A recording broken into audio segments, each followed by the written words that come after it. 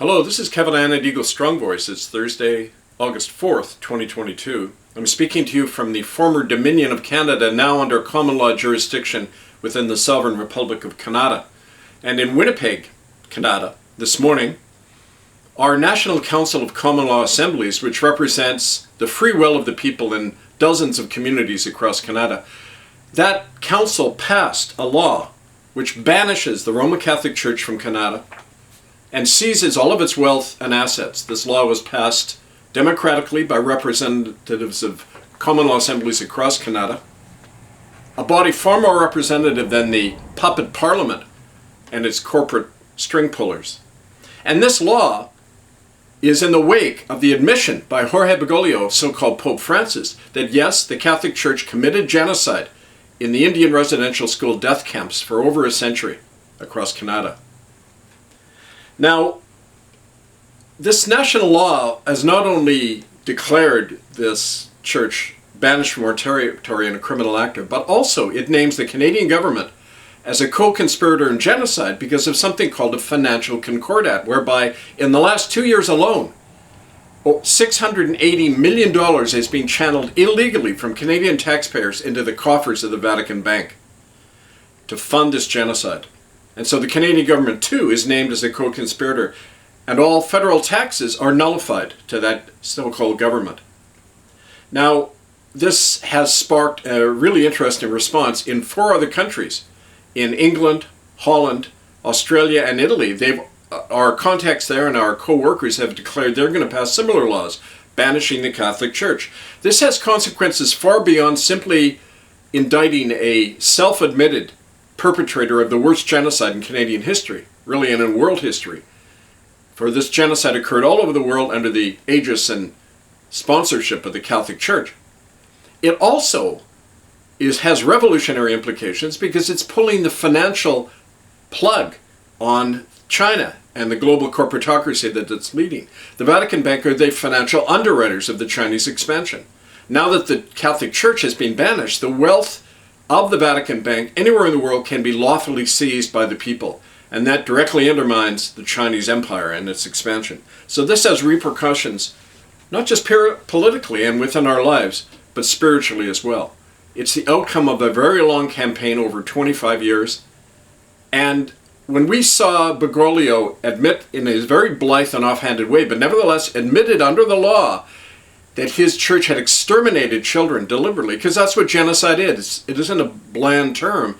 The reality of children being murdered, raped, sterilized, thrown into ditches, generations of people's lives destroyed. The Catholic Church owes financial reparations, moral reparations for all of that. So now the people can seize those facilities, and I really urge you to read this law in detail. The warrant attached to this law allows anyone to go in and seize Catholic Church facilities.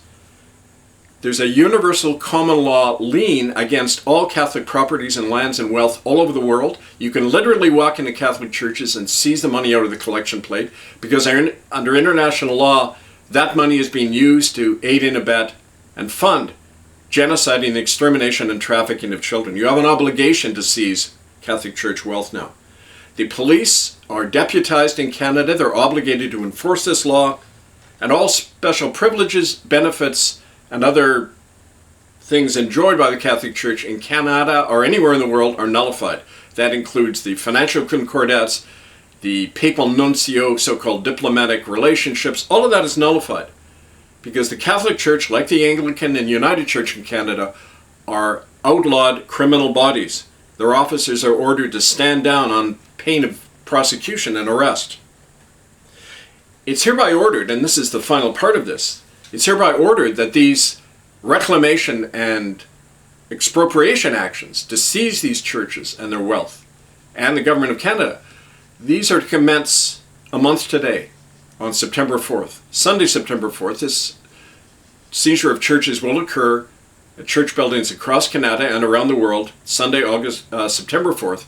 Throughout August, we will be training, educating, and organizing our action teams, led by our common law sheriffs, to begin these actions on September 4th, Sunday, September 4th. Mark that date in your calendar.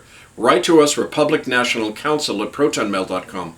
And finally, the final piece in this for now is that at the United Nations, which we understand is a corporate bogus body, nevertheless, within the ranks of the UN, there is now dissension. There's a move by several diplomats in league with indigenous delegates to bring forward a motion on September 13th when the General Assembly reconvenes, a motion permanently expelling the Vatican and the so-called Holy See from the General Assembly of the UN and from all bodies of the United Nations because they are a criminal actor. And to quote one of the indigenous delegates who's sponsoring this motion, if the United Nations does not expel now the Vatican as a self-admitted committer of genocide for centuries, it has no legitimacy and it must be considered an accomplice in that crime of genocide with the Catholic Church.